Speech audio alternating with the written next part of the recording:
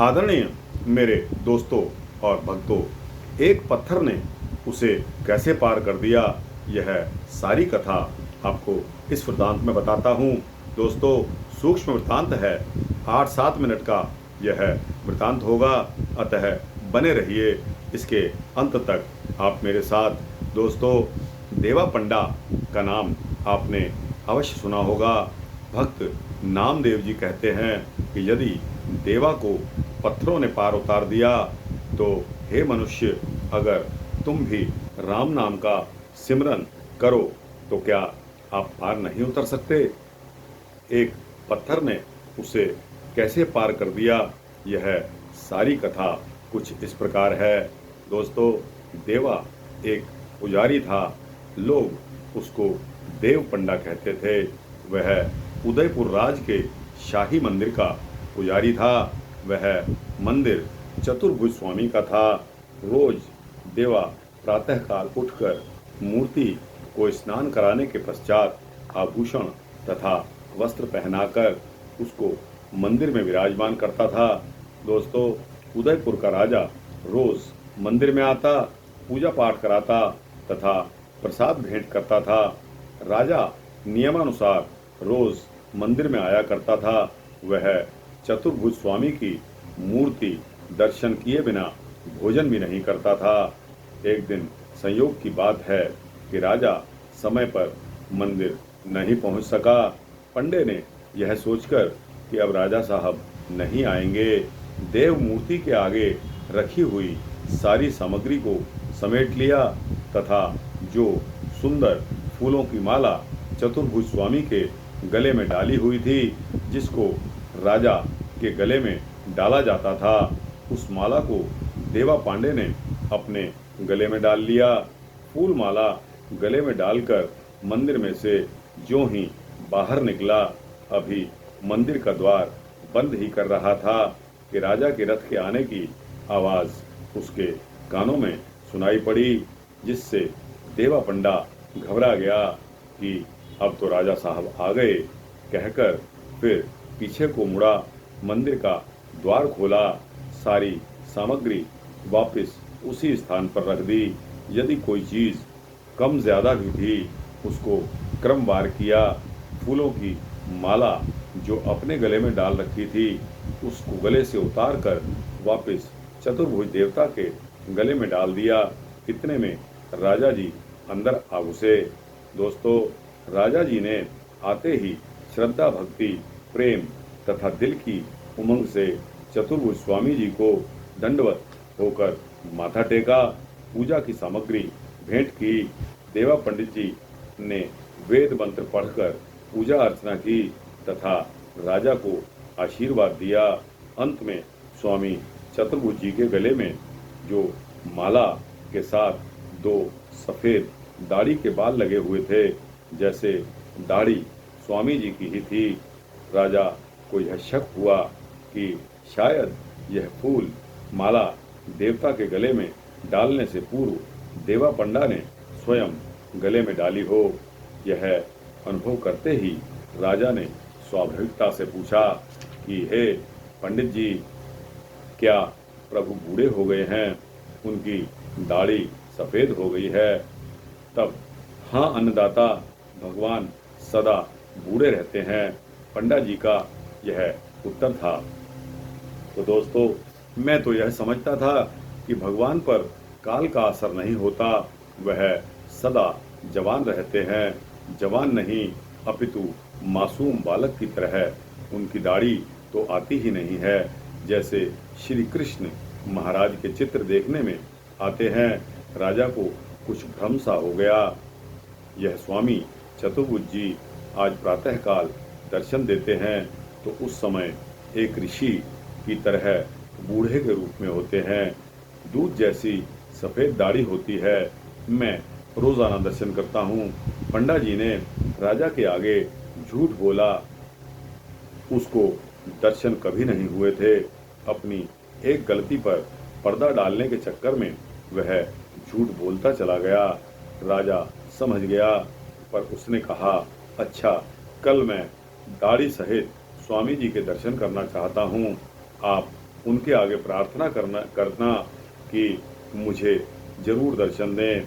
मैं पंडित जी आपका आभारी रहूँगा। इस पर उन्होंने कहा पंडा जी ने कि बहुत अच्छा, ऐसा ही होगा। राजा चले गए। राजा के मन में शंका भी थी और क्रोध भी। वह अशांत मन से वापस गया और मन ही मन फैसला कर लिया कि यदि सुबह स्वामी जी ने दाढ़ी न हुई तो वह पंडा जी को सजाए मौत दे देगा। उधर पंडा जी भी विचलित हो गए और सोचने लगे कि अब क्या किया जाए। झूठ तो बोल दिया। झूठ बोलना तो बहुत आसान है, किंतु इस पर पर्दा डालना महाकठिन है। एक दिन जरूर नंगा हो जाता है और सदा सत्य कायम रहता है। दोस्तों, उसका हृदय कांपने लगा, शरीर पर रक्त जम गया। जीवन की जगह मृत्यु निकट आती हुई उसको दिखाई देने लगी। राजा की नग्न तथा चमकती हुई तलवार उसकी आंखों के सामने आती रही। मृत्यु के सजा के डर से भयभीत होकर चतुर्भुज स्वामी की मूर्ति के आगे पालथी मारकर बैठ गया। शुद्ध हृदय से कमलपति का ध्यान करके प्रार्थना में लग गया कि हे प्रभु, मुझसे बहुत भारी गलती हो गई है, मुझ पापी का उद्धार कर दीजिए। मैंने राजा के आगे झूठ बोला है। आप तो जगत के पालन करता हैं, जहाँ पहले इतने अवतार आपने धारण किए हैं, वहाँ एक सफेद दाढ़ी वाले अवतार बनकर भी आ जाइए। मैं राजा जी के सामने सच्चा हो जाऊंगा। गरीब ब्राह्मण की मृत्यु हो जाएगी तो कितना बुरा होगा। हे प्रभु, लोग आपकी भक्ति करना छोड़ देंगे। नास्तिकता जगत में फैल जाएगी, प्रधानता धारण कर लेगी। हे दयालु, हे कृपालु, मुझ गरीब पर दया करिए, मुझ पर कृपा करिए। मुझे डूबते हुए को कृपया करके पार उतार दें, मुझे बचा लीजिए। 40 साल से मैं आपकी सेवा में तत्पर हूँ।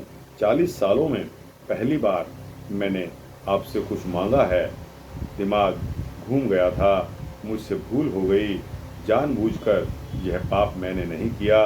इस तरह देवा पंडा सारी रात प्रार्थना करता रहा।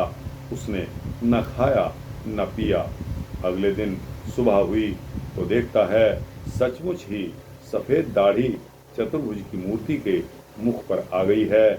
सुंदर रेशम की तरह दूध जैसे सफेद बाल दाढ़ी में थे। खुशी से वो उछल पड़ा। दंडवत होकर उसने कई बार भगवान की मूर्ति को प्रणाम किया। वेद मंत्रों को पढ़कर स्तुति भी की, मंदिर की घंटियां बजाई, आरती की तथा भगवान के दर्शन हो गए। सुबह सुबह राजा जब आया, जब उसने आते ही लंबी सफेद दाढ़ी देखी तो उसको शंका हुई कि कहीं ब्राह्मण ने उसके साथ कोई चालाकी तो नहीं खेली है। बनावटी बाल गूंथकर या किसी अन्य चीज से तो नहीं चिपकाए हैं। शंका दूर करने के लिए राजा आगे बढ़ा, बाल पकड़कर खींचने लगा। जब दाढ़ी के बाल खींचे तो चतुर्भुज की मूर्ति मनुष्य शरीर रक्त मांस में परिवर्तित हो गई। बालों के खींचने पर दर्द का महसूस हुआ। मूर्ति ने नाक चढ़ाया। राजा के बाल और अधिक जोर से खींचे। कुछ बाल उखड़ गए। जिस जगह से बाल उखाड़े गए उस जगह से रक्त की धारा निकलकर राजा के सफेद कपड़ों पर पड़ गई। कपड़े रक्त से सन गए और रंगे गए। राजा शर्मिंदा एवं भयभीत होकर कांपता हुआ पिछली तरफ आकर गिर पड़ा। होश आने पर राजा ने अपनी भूल स्वीकार करते हुए माफी मांगी और मिन्नतें की, अरदास की, प्रार्थनाएं करने लगा। आगे से चतुर्भुज मूर्ति ने कहा कि हे राजन, आज से उदयपुर का राजा मेरे दर्शन नहीं कर सकता। जितनी देर तक राजकुमार रहेगा उतनी देर वह दर्शन को आए। राज तिलक हो जाने के बाद जो राजा बनकर दर्शन करने आएगा वह जीवित नहीं रहेगा। यह कहने के बाद मूर्ति के चेहरे से वो दाढ़ी लुप्त हो गई। जैसे पत्थर की मूर्ति पहले थी वैसे ही बन गई। दोस्तों, इस महान घटना की तरफ इशारा करते हुए मनुष्य को प्रभु भक्ति करने तथा झूठ को छोड़ देने की प्रेरणा दी गई है।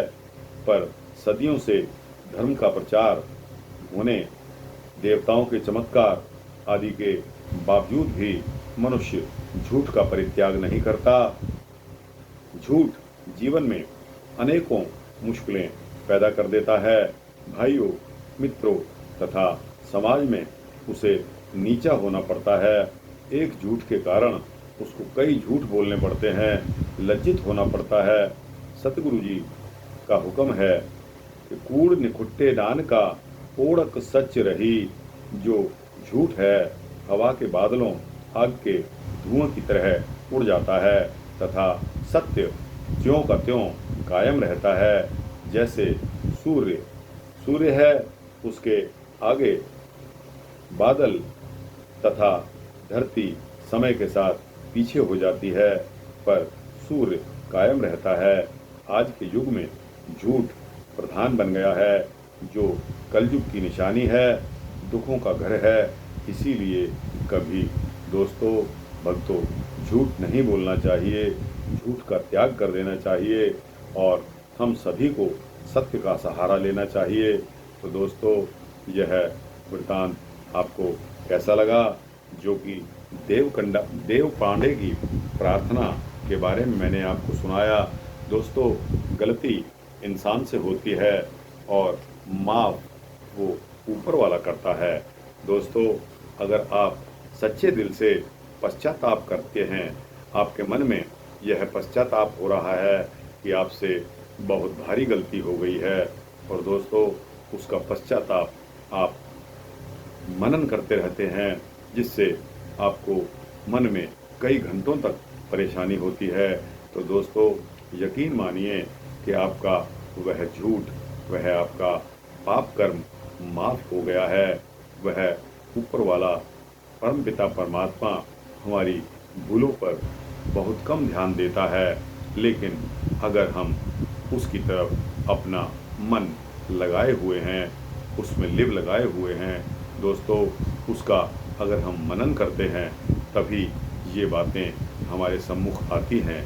वरना दोस्तों, जानवर और मनुष्य में यही फर्क होता है कि इंसान के पास जो बुद्धि है, जो बोलने की क्षमता है, वो जानवरों के पास नहीं है। दोस्तों, वृत्तांत अच्छा लगा हो तो इसको लाइक और शेयर करते हुए अपने दोस्तों, भक्तों, मित्रों, जिज्ञासुओं के पास अवश्य भेजना। इस वृत्तांत को अगर आप सब्सक्राइब करेंगे तो आपको इसी तरह के भक्ति वृत्तांत देता रहूँगा। जय श्री राधे, जय श्री कृष्ण, जय श्री रामचंद्र भगवान की जय।